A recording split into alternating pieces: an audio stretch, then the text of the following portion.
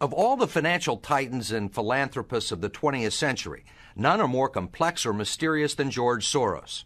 Like Carnegie, J.P. Morgan, and the Rockefellers, he amassed billions through ruthless business decisions, only to turn around and give away most of his fortune to advance his own personal philosophy. He can move world financial markets simply by voicing an opinion, or destabilize a government by buying and selling its currency. He also pledged more aid last year to help people in Russia than the U.S. government did. But now George Soros is worried. He thinks the global economy is coming apart at the seams and that the world needs to be protected from people like George Soros. We may now think that everything is fine, but the fact is that the system is broke and it needs fixing. What you're doing is asking some form of regulation to protect the world against you. Well, I am a player, and I think all players should be regulated. There have to be rules of the game. Take 81,000 to buy. Buy 48,000. Buy him 69,000 YUM. Right now, his Quantum Group hedge fund moves $14 billion of rich investors' money around the world every day, looking for profits and answering to no one. Soros makes huge bets on whole countries and economies. Last year, when he saw cracks in the Asia boom, he began selling the currency in Thailand. Traders in Hong Kong followed suit, triggering a financial crisis that plunged much of Asia into a depression. In the last 2 years, you've been blamed for financial collapse of Thailand, Malaysia, Indonesia, Japan, and Russia. All of the above. All of the above. Yeah. Are you that powerful? No, I think there's a great misunderstanding. The Prime Minister of Malaysia said that the region spent 40 years trying to build up its economy, and along comes a moron like Soros with a lot of money, and it's all over. He called you a criminal. It's easier for him to blame an outside force than to admit that they were mismanaging their economy and their currency. The French finance minister talked about hanging speculators from lampposts. Soros says the Asian currencies would have collapsed even if he hadn't been in the market. They were overvalued. He says people tend to follow his lead because he's been so successful. I think that I've been blamed for everything. I am basically there to make money. I cannot and do not look at the social consequences of what I do. This man is a carnivore of the first order. Jim Grant is the editor of Grant's Interest Rate Observer and one of Wall Street's most respected analysts. He never tires of watching Soros, in part because of the huge bets he's willing to place on his hunches. He has always amazed the people he's worked with at his audacity and his willingness to back up his commitments with enormous sums of money.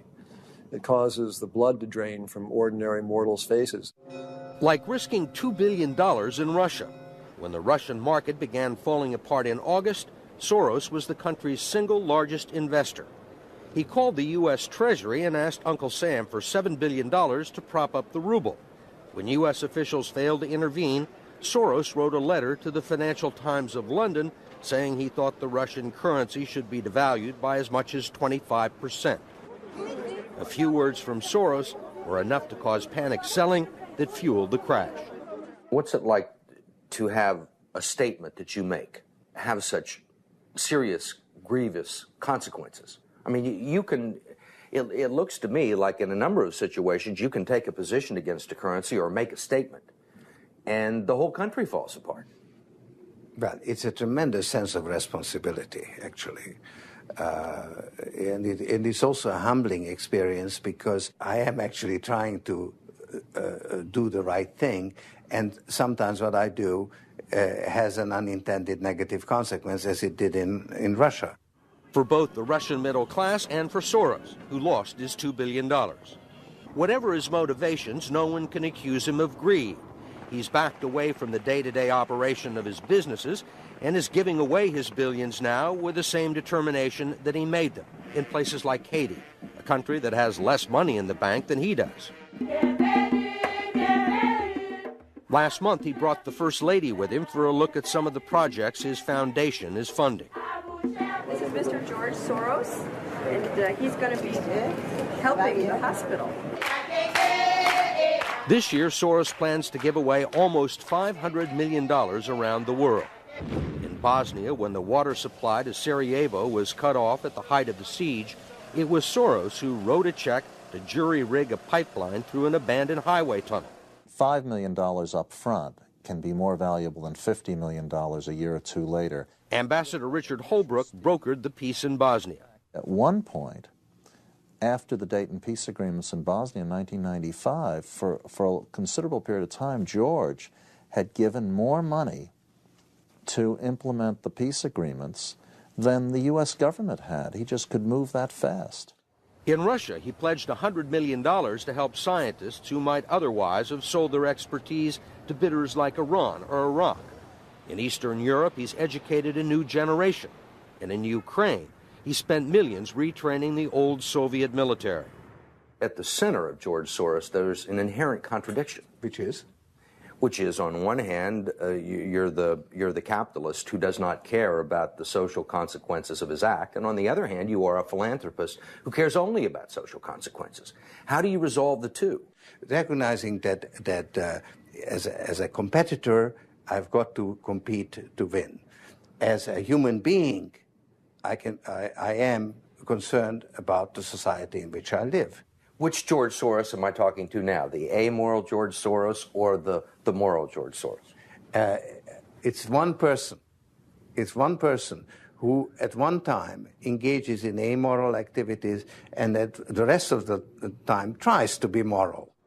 To understand the complexities and contradictions in his personality, you have to go back to the very beginning, to Budapest, where George Soros was born 68 years ago to parents who were wealthy, well-educated, and Jewish.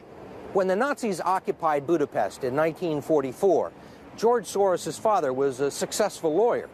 He lived on an island in the Danube and liked to commute to work in a rowboat. But knowing there were problems ahead for the Jews, he decided to split his family up. He bought them forged papers, and he bribed a government official to take 14-year-old George Soros in and swear that he was his Christian godson. But survival carried a heavy price tag. While hundreds of thousands of Hungarian Jews were being shipped off to the death camps, George Soros accompanied his phony godfather on his appointed rounds, confiscating property from the Jews. These are pictures from 1944 of what happened to George Soros' friends and neighbors. You're a Hungarian Jew who escaped the Holocaust by posing as a Christian. Right. And you watched lots of people get shipped off to the death camps. Right. I was 14 years old. And I would say that that's when my character was made. In what way? That one should think ahead, one should understand and anticipate events, and one is threatened. It was a tremendous threat of evil. I mean, it was a very personal experience of evil. My understanding is that you went out with this protector of yours who swore that you were his adopted godson. Yes, yes. Went out, in fact, and helped in the confiscation of property from the Jews. That's right. Yes. I mean, that sounds like an experience that would send lots of people to the psychiatric couch for many, many years. Was it difficult? Not at all. Not at all. Maybe as a child you don't see the connection, but it created no problem at all. No feeling of guilt. No. For example, that I'm Jewish, and here I am watching these people go. I could just as easily be there. I should be there. None of that. Well, of course, I could be on the other side, or I could be the one from whom the thing is being taken away. But there was no sense that I shouldn't be there, because that was, well, actually, funny way, it's just like in markets, that if I weren't there, of course I wasn't doing it, but somebody else would be taking it away anyhow. In other words, whether I was there or not, I was only a spectator, the property was being taken away. So I had no role in taking away that property. So I had no sense of guilt. Are you religious? No. Do you believe in God? No. Soros told us he believes God was created by man, not the other way around, which may be why he thinks he can smooth out the world's imperfections. When we went with him to Ukraine, he was treated like a visiting head of state and was received by the president. Then he was received by the prime minister and finally the central bank. 20% in cash. They even allowed him to look at the books and asked him for advice. Lots of people want George Soros' advice. Most recently, South African President Nelson Mandela. Actually, President Mandela asked me, how could South Africa protect itself against speculators like you?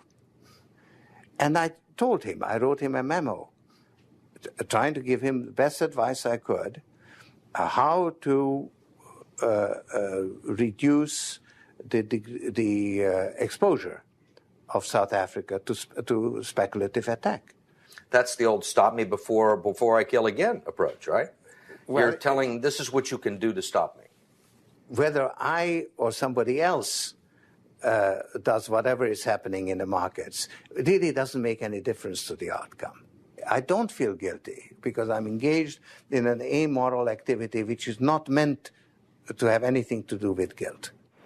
Part of the reason he is so rich is that the Soros hedge funds operate offshore in the Netherlands Antilles to avoid scrutiny by the Securities and Exchange Commission. So even while Soros tells Congress and the Treasury that hedge funds must be regulated to stop the global crisis, he's avoiding the rules. Why is it that Americans can't invest in the quantum fund? It's an offshore fund. Why is that? Because the fund is not registered with the Securities and Exchange Commission.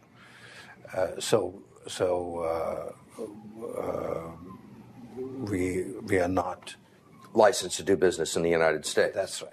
Because? Because we are not registered with the Securities and Exchange Commission. Because we find it more convenient to operate without it.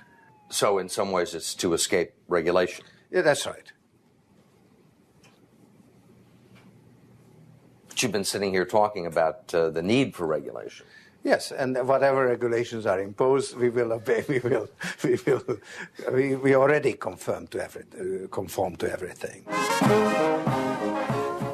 If the beneficiaries of Soros's billions do not understand the intricacies of SEC rules and offshore hedge funds, they do understand what he's done for them. The president of Haiti is reading his new book, The Crisis of Global Capitalism, and so is President Clinton. Will all the attention spoil George Soros? George Soros, in a way, is Donald Trump without the humility. One of your money manager told us that George really does think he's a god. I mean, if you think that you're God and you go into financial markets, you're bound to come out broke. So the fact that I'm not broke shows that I don't believe that I'm God.